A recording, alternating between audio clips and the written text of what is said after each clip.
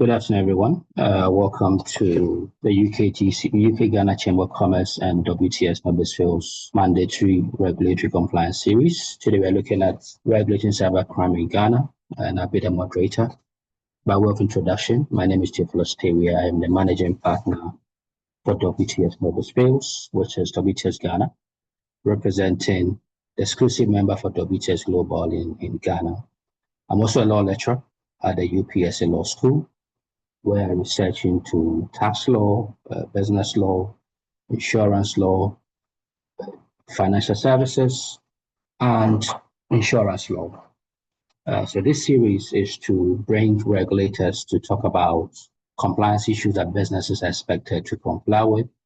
And we've been doing this for almost 3 years now. Today, we're very fortunate to have a very respected leader in cybersecurity to have a conversation with us on how we can regulate cybercrime. So we have Mr. Divine Salasi Agbeti, who is a consummate cybersecurity leader with 20 years experience across government industry, specifically of the cybersecurity authority. He has national strategy and operations to safeguard critical infrastructure and data aspects. He's presently the chair of the African Network of Cybersecurity Authority. He also chairs the Joint Cybersecurity Committee, a body that brings together the heads of states, agencies whose mandate relates to cybersecurity. He's a member of the CSA, which is, I'm not too sure what that is, but a CSA governing board and a Joint Intelligence Committee, which is JIC. Before this role, he worked in-house as an external cybersecurity consultant for notable public sector organizations, including the Bank of England, Hampshire County Council in the UK. In the private space, he has held several senior leadership roles in international firms, including lead cybersecurity consultant at British Petroleum, that is BP, Senior Cybersecurity Risk Manager at Cognizant, Head of Info Security and Data Privacy at Kaplan Security System Limited, Cybersecurity and Private Consultant at ChartQ Assurance. Was also lead analyst for Geopolitics and Security Intelligence, APAC and Africa region at Barclays Bank PLC. Mr. Agbeti holds MSc in International Relations from London School of Economics, as well as a BA in International Relations from University of Portsmouth in the UK. His professional certificates and specialized training include DURA Certified Compliance Specialist, that is ICTTF and ICA accreditation. I'm sorry, I'm not familiar with this, so please pardon me. Also a Certified Information Security Manager, which is CISM at ISACA. He has ISO 27701. He also has ISO 27001 in other areas. So Mr. Basi also trained as a military veteran with the British Army and has been in Iraq and Afghanistan. So thanks for your patriotism, for having served in the English Army. We are very happy to have you, Mr. Basi. So on the call are members of the UKGCC and the general public as a whole. So you're welcome, Mr. Agbeti. Thank you very much. Good afternoon, distinguished participants. A special thank you to the UK Ghana Chamber of Commerce for convening this important session in the mandatory regulatory series. The Cybersecurity Authority, i.e. the CSA, welcomes this engagement as we work together to build a safer, more resilient, and more trustworthy digital economy for Ghana. Under the Cybersecurity Act 2020, which is known as Act 1038, the CSA is mandated to regulate all cybersecurity activities in Ghana, license and certify cybersecurity service providers and professionals, and designate, audit, and protect critical information infrastructure, which we call the CII, whose disruption could impact national security, public safety, or essential services.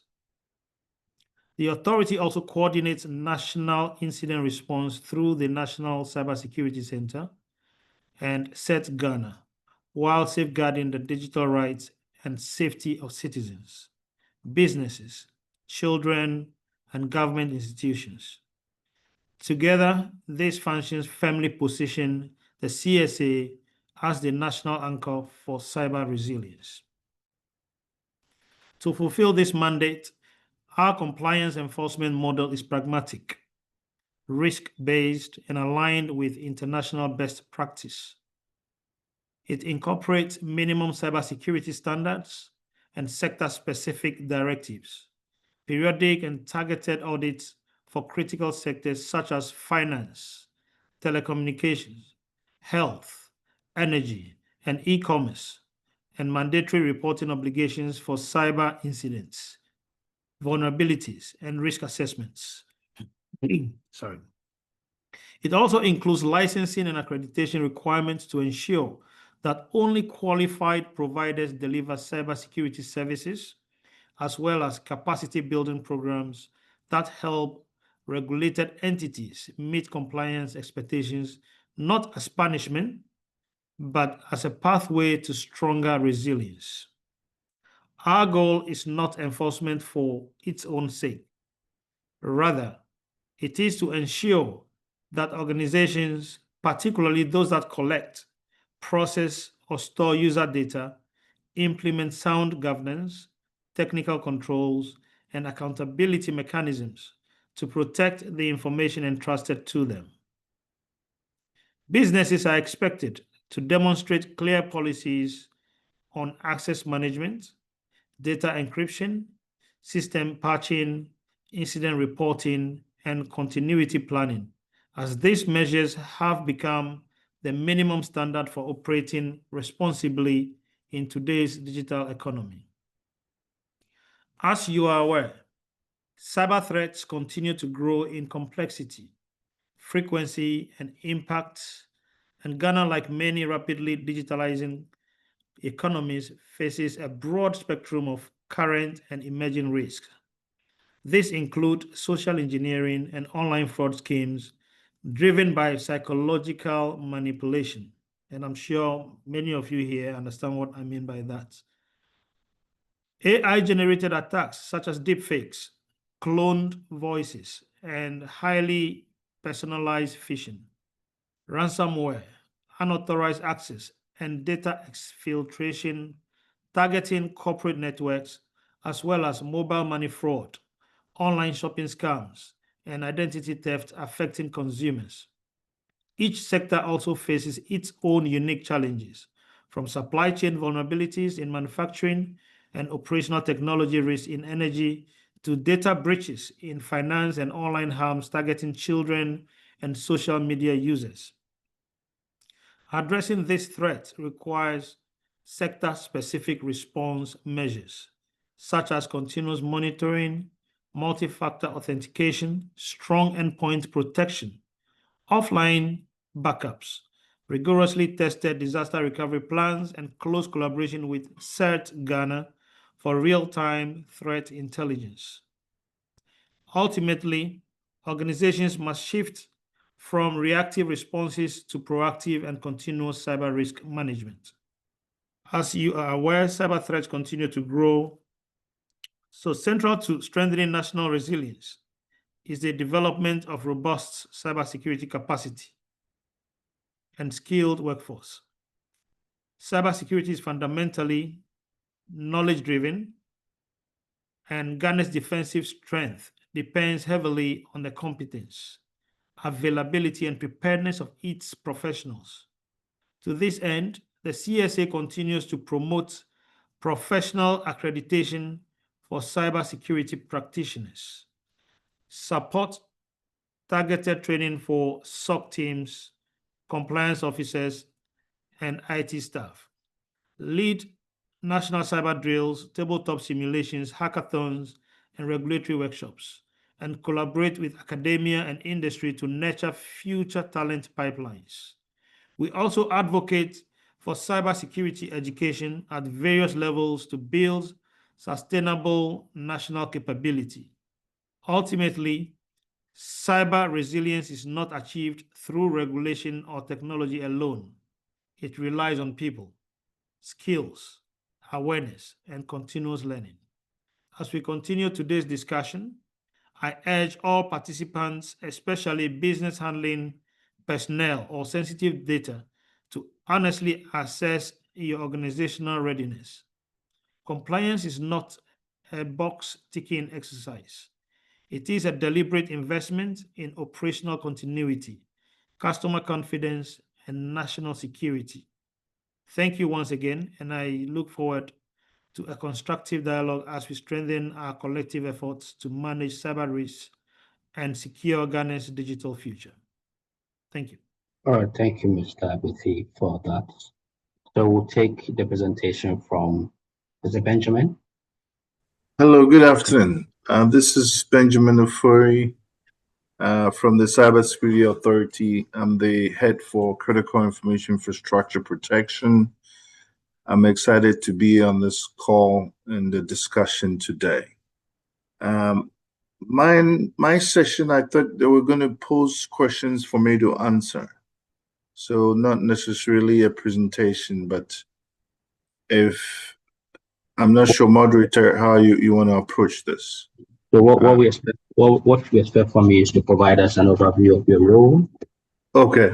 And the critical issues that you are facing as an agency, and probably translate before we can have the questions then.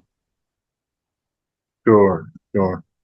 My role basically oversee 13 sectors of our economy that is designated as critical, right? If you are a student of the Cybersecurity Law, Cybersecurity Act 2020, Section 35 to 40, it talks about critical information infrastructure.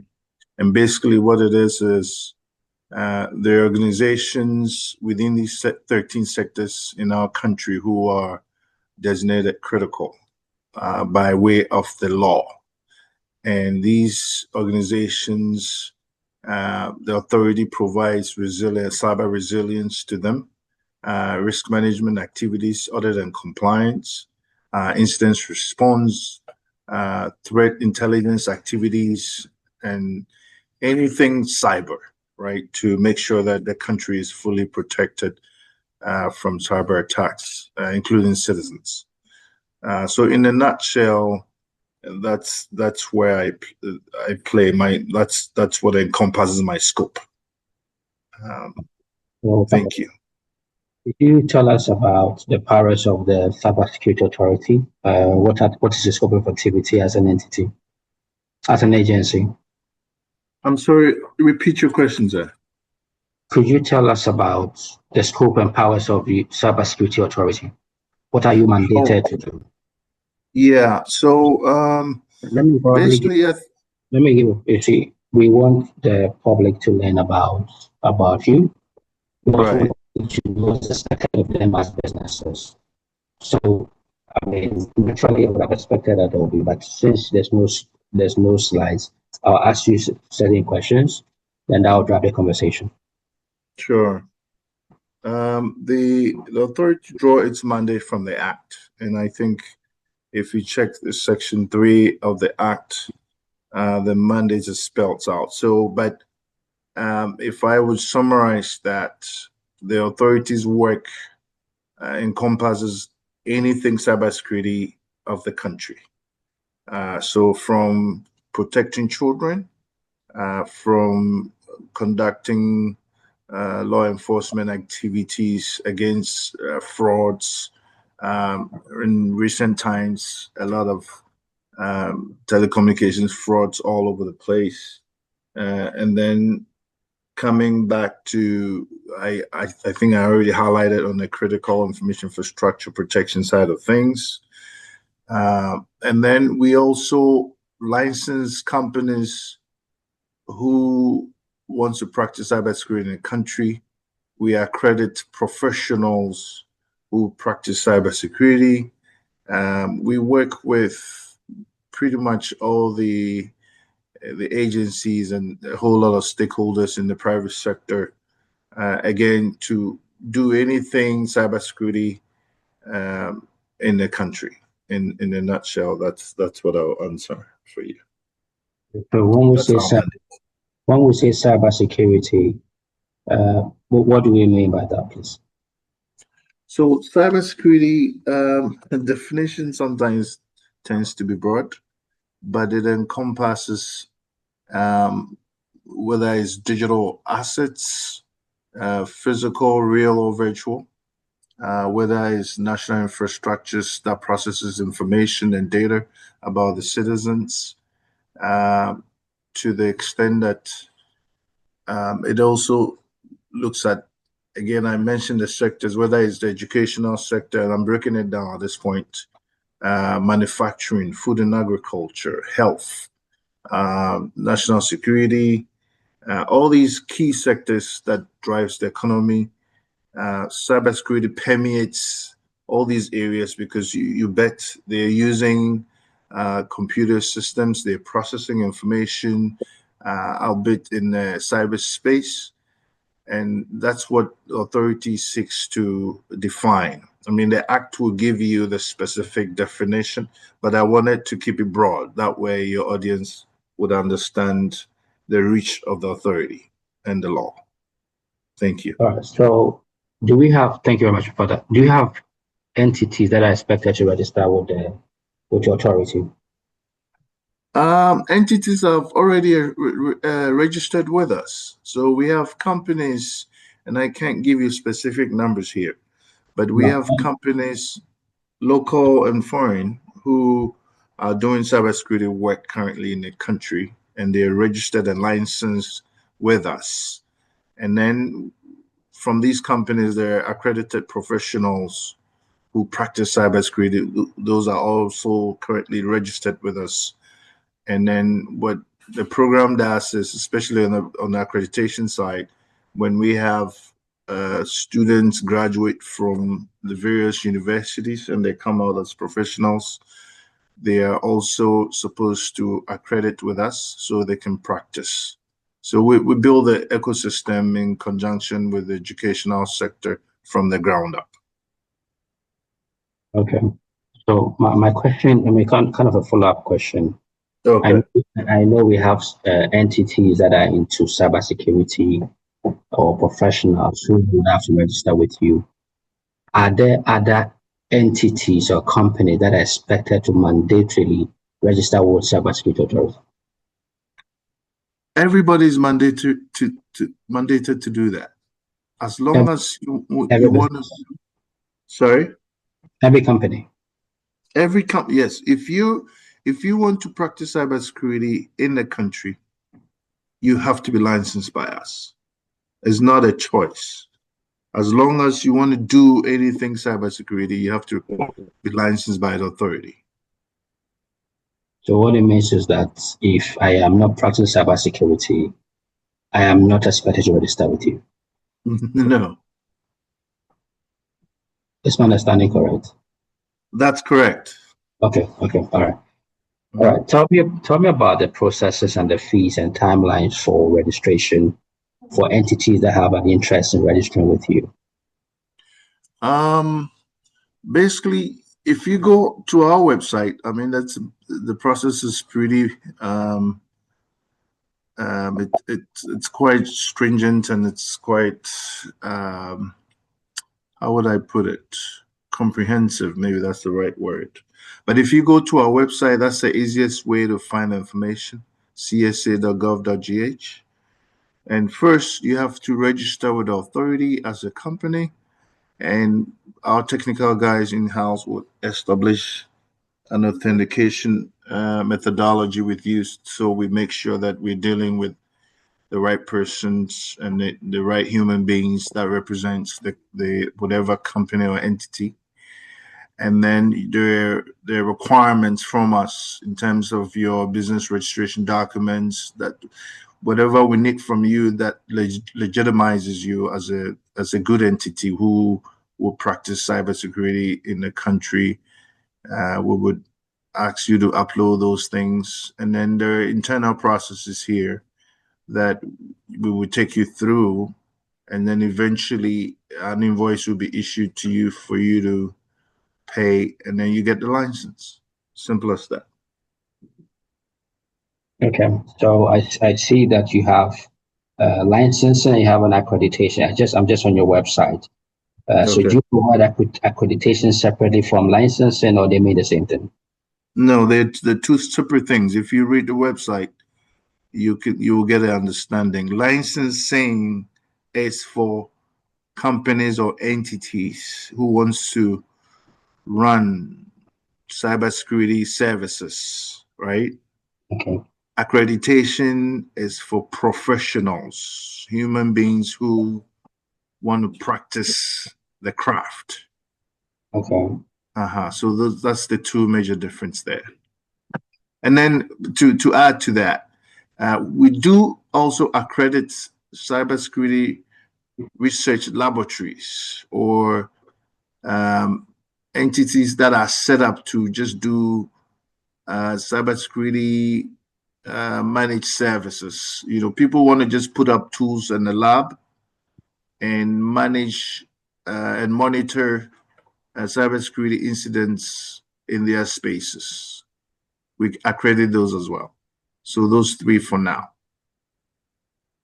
Okay. I don't see issue. I don't see any guidelines on your fees. It's so the reason why I'm resisting in mentioning figures here is that once you go through the process, I think it depends on which areas you want to be licensed for and which areas you want to be accredited, and that comes with the fees associated with that, right? Fees that's passed by Parliament. That's not from us. That's straight from the other arm of government. But once you do your registration, you start the application, the authority connects with you and guides you through the process, and eventually you get to that point. And so that's why it's not out there on the internet. But that guideline, Is it will be fed into your email once you start the process. is it possible to have kind of an indication as to what probably a minimum or a first year license would cost, or are your is it Yeah, tiered, or it's just I mean yeah. you So should transparency there. right. So there are tiers to it, but I think on the minimum it might be around 20,000. I think I haven't checked in a while, so I didn't want to commit myself. But you should expect for a license probably around there, and for a professional maybe around 5,000 Ghana, or 500 for somebody who is just coming out of college or university. Okay. All right. So have you had any people, I mean, showing interest since the law was passed? Do you have a number of licensed CSAs? Do you have a lot of them? Yes, there are people, there are companies who are licensed, there are professionals who are accredited, there are laboratories who are accredited as I speak. Must it be any kind of core function or any other entity can add that as a service? I'm sorry, repeat the question, you were breaking up. I'm asking whether, I mean, the entity must solely specialize in cybercrime, or they can add that as another service to an existing business service they provide. Oh yeah, it could be an add-on. Um, you know, we we we crafted this thing such that when we evaluate the company's services and strengths and its experiences, if you're not even qualified to do certain services, for example, if a company says, "Oh, I want to provide vulnerability assessment and penetration testing," we need to be able to evaluate the professionals you're using to do ethical hacking under that component, because we need to be able to make sure that the professionals who are touching Ghana's systems, they have the requisite experience, the knowledge, and the good intent to help protect the country. So you can apply for that, and once the evaluation is done, if you're not qualified, you might be denied having that one. But if if you can show the pedigree, why not? Okay. Sounds good. Is it possible to have a list of licensed entities and licensed practitioners? Because on the website there is nothing like that. Because a lot of So people. that's not shared in the public domain. I think Parliament made it such that eventually it will be part of the service from the CSA, and it will probably show some elements of or the names of companies. But I think there's a further work that needs to be done there for us to be able to publish that. So currently, I think we're not displaying that yet. I think it would be a good step to have a list of licensed establishments and professionals. Other agencies regulated by the state have similar ones. And so it helps entities to probably go on that database and have access to a professional for some work, or similarly entities that are licensed. Just by way of recommendation. Anyway. No, so that's correct. I think we're saying the same thing. It's part of the activities of the authority. Maybe you didn't hear me. That we're supposed to do that, but currently it's not published yet. But it's something the authority is working on. But if the entity you belong to needs help for a professional or a company, if you write to the authority or send an email, authority is required to assist you with that. All right, thank you, Benjamin. You're welcome. I do understand that. We're having this conversation so that the public will be able to. Sure. Since it's a new concept, it's a new agency, we have data protection, which is also asserting itself as well. We also have your agency. So probably there may be a misunderstanding within the public mind. So that's why I'm trying to draw that distinction so that people can appreciate your role and the role of the data protection. But we'll come to that. So sure. There's been a lot of cyber attacks, probably banks, and all that. How do you investigate these cyber attacks? If an entity has a cyber attack, must they report to you, or the entity should deal by itself? Yeah, so I mean the onus is on obviously whoever is attacked, right, to try to forestall the attack and triage and get rid of it and all that. But obviously the authority is also mandated to help, since we are responsible to do anything cybersecurity in the country. So yes, there is a hotline 292 that one can report to the authority on any matters concerning cybersecurity or incidents that hits a company. And on our website, you see the point of contact. It's called the POC. The WhatsApp calls are there. WhatsApp numbers are there. That 292 is there. SMS, emails, and you can reach the authority to that. Okay.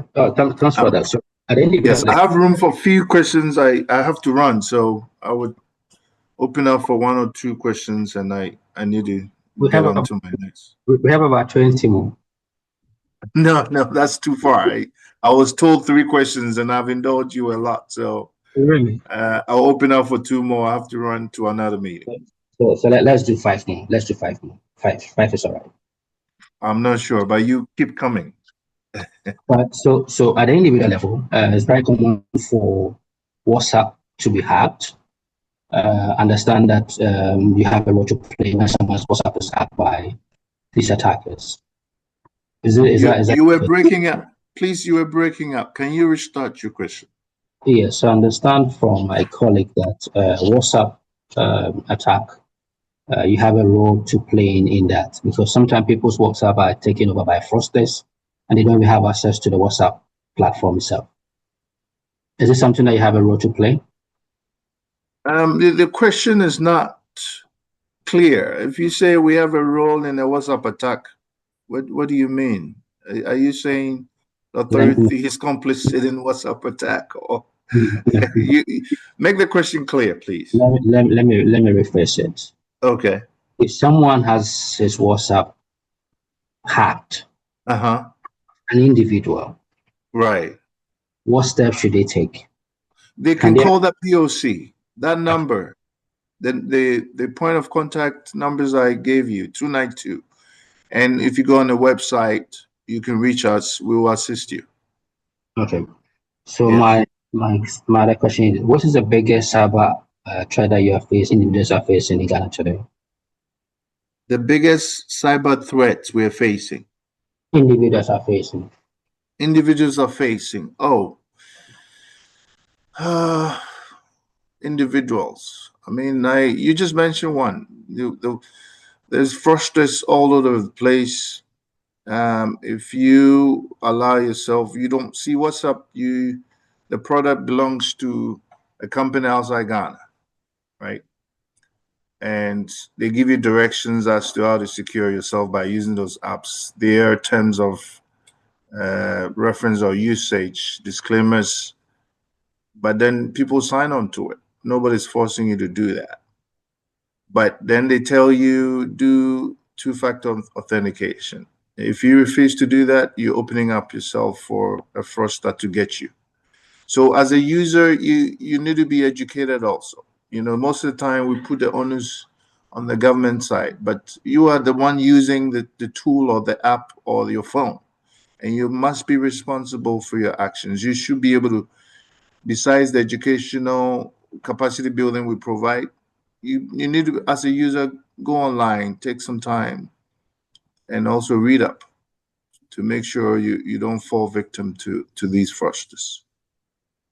Okay. So how are you building resilience when it comes to entities in ensuring that they're complying with your cybersecurity framework? Yeah, so there's a lot of capacity building activities we do throughout the year for all our stakeholders. I think I mentioned some of them earlier in my intro. Throughout the whole year, we go all the way down to the basic education schools to build capacity from companies to governments and whatnot. That's how we're able to reach and provide um, education and awareness. Okay. So beyond that, how do we close the gap to meet the evolving threats? I mean, through that, we've been massively closing the gap, and I'm not sure if you say closing the gap, but threats will always be there. Attacks will always be there. So we need to do our part, and that's what we consistently seek to achieve year on year out. All right. So my final question: what advice would you give to businesses in navigating cyber attacks? I mean, businesses in general. I have seen people spook my emails and they come to see with my emails. So I have invested high level in IT infrastructure. How do business cope with that? I mean, from your experience. Yeah, I think first awareness is key, right? This and I'll say cyber culture. Businesses must institute cyber culture in their organizations. It's something that you can't, you don't have an option not to do, because you have to make the staff aware of ways that you could be attacked and ways that you should not fall victim. So that's one for me. You mentioned, and I think you answered yourself in terms of your infrastructure, building them to be resilient, making sure you have security tools, you automate security tools in your environment to protect and ring fence databases and information. And then you finally establish processes, right? People were, before technology came to us, people were using papers to do work. And some people are stuck in those ways. Although computers and technology, they've pretty much taken over in our companies. But people don't rely on the technologies to fully execute their functions. By so doing, processes that are in place are sometimes circumvented. And you cannot have people being aware of cybersecurity and the technology being in place and the process is not respected. Those three go together. Once one of them is broken, you're going to face issues all the time. So I would advise that the people process technology concept should be instituted in these companies, and you should be fine from there. You'll build a good cyber resilience strategy and infrastructure for your company. Thank you. Okay, thank you very much for your time. I would love to have more of you. Sure. But unfortunately, you don't have my time on your side. So, Brother Curtins here. I'd like to thank you, Mr. Betty, for making time for today's session. I'm sure we'll have a conversation again so that we can delve into it better. Sure. So Thank you. Thank you. You too. Have a great one. Thanks for inviting the CSA. Thank you. Have a great day too. All right. Bye-bye.